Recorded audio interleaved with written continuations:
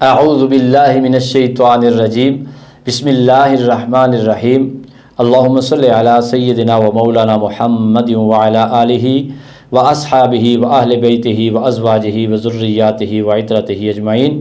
عزیز طلبہ و طالبات، السلام علیکم ورحمۃ اللہ وبرکاتہ۔ علم التجوید والتحفیظ سبق نمبر 4 کے ساتھ آپ کی خدمت میں حاضر ہیں۔ آج کے سبق میں ہم پڑھیں گے فن تجوید، اس کی تعریف، موضوع اور غرض و غایت، ساتھ ہم سیکھیں گے انشاءاللہ العزیز سورہ الفجر کی مزید 3 آیات۔ تو اللہ تعالیٰ کی بارگاہ میں دعا ہے اللہ تعالیٰ علم کی ان سچی اور نورانی راہوں پر ہم سب کو استقامت اور اخلاص عطا فرمائے، اور یہ علم سیکھ کر ہمیں صحیح معنوں میں آقا علیہ الصلوۃ والسلام کی غلامی عطا فرمائے۔ اللہ تعالیٰ ہمیں اپنی بندگی عطا فرمائے اور دنیا اور آخرت میں ہم سب پر اللہ تعالیٰ فضل فرمائے۔ آئیے آج کا سبق شروع کرتے ہیں۔ کتابیں کھول لیجیے جی۔ فن تجوید اور اس کی تعریف بالکل آسان ہے، بہت آسان ہے۔ آپ چونکہ ابتدائی سالوں میں پڑھ رہے ہیں تو آپ کے لیے تھوڑا سا مشکل ہوتا ہے سمجھنا، لیکن یہ بہت ہی آسان طریقے سے بات کی گئی ہے، سمجھائی گئی ہے۔ تو آئیے آج کا سبق شروع کرتے ہیں۔ سب سے پہلے ایک سوال لکھ لیجئے۔ سوال یہ ہے، کسی بھی علم یا فن کو شروع کرنے سے پہلے کن کن چیزوں کا حاصل کرنا ضروری ہے؟ اس کا جواب ہے، کسی بھی علم یا فن کو شروع کرنے سے پہلے اس کی موضوع اور اس کی غرض و غایت اور مزید کے شرع میں اس کا حکم کیا ہے، ان تمام چیزوں کا سیکھنا بہت ضروری ہے اور مقدم ہے۔ سوال نمبر 2، فن تجوید کا لغوی معنی کیا ہے؟ تجوید کا لغوی معنی ستھرا یا کھڑا کرنا ہے۔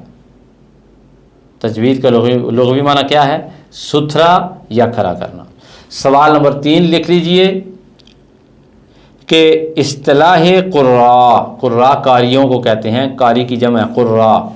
اصطلاح قراء میں تجوید کی تعریف کیجئے۔ اصطلاح قراء میں تجوید کی تعریف کیجئے۔ اس کا جواب لکھ لیجئے۔ اصطلاح قراء میں حروف کو ان کے مخارج سے صفات لازمہ اور صفات عارضہ کے ساتھ ادا کرنے کو تجوید کہتے ہیں۔ بہت آسان ہے۔ سوال نمبر 4 لکھیے کہ فن تجوید کا موضوع کیا ہے؟ ظاہر ہے ہر علم کا موضوع ہوتا ہے، تو فن تجوید کا موضوع کیا ہے؟ اس کا جواب ہے، فن تجوید کا موضوع ہے حروف تہجی۔ سوال نمبر 5، فن تجوید کی غرض و غایت کیا ہے، مقصد کیا ہے؟ اس کا جواب ہے، فن تجوید کی غرض و غایت یہ ہے کہ قرآن حکیم کو صحیح پڑھا جائے۔ سوال لکھیے کہ فن تجوید کا شرعی طور پر کیا حکم ہے؟ اس کا جواب ہے کہ فن تجوید کا شرعی طور پر حکم یہ ہے کہ اس کا سیکھنا واجب اور فرض کے درجے میں آتا ہے، بہت ضروری ہے۔ ظاہر ہے کہ آپ فن تجوید نہیں سیکھیں گے تو آپ جان بوجھ کر بھی اور انجانے میں بھی قرآن مجید کا ترجمہ تبدیل کر کے قرآن میں نعوذ باللہ تحریف کرنے کے مرتکب ہو سکتے ہیں۔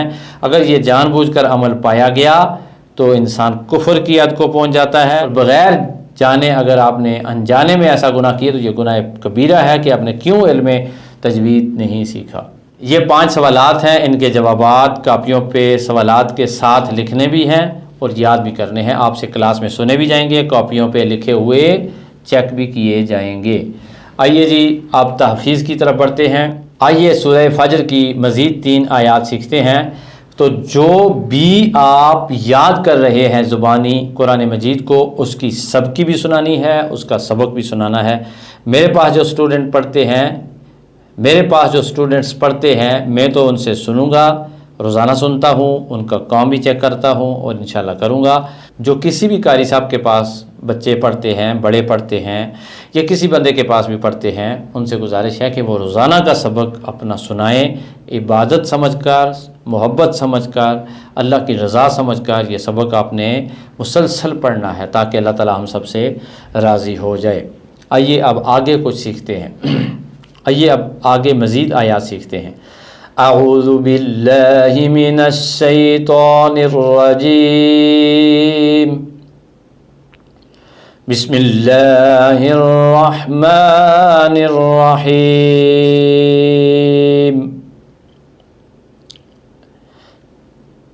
الذین طغوا فی البلاد فأكثروا فيها الفساد فصب عليهم ربك سوط عذاب صدق اللہ العظیم۔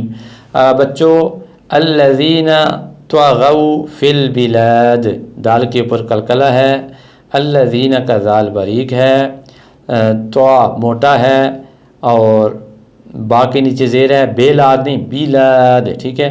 فَأَكْثَرُوا فِيهَا الْفَسَادِ فَصَبَّ عَلَيْهِمْ رَبُّكَ سَوْطَ، یہ پیچھے سین ہے، یہ سیٹی نکلے گی، سو آگے تو پر پڑھنا ہے، سوط عذاب، ٹھیک ہے۔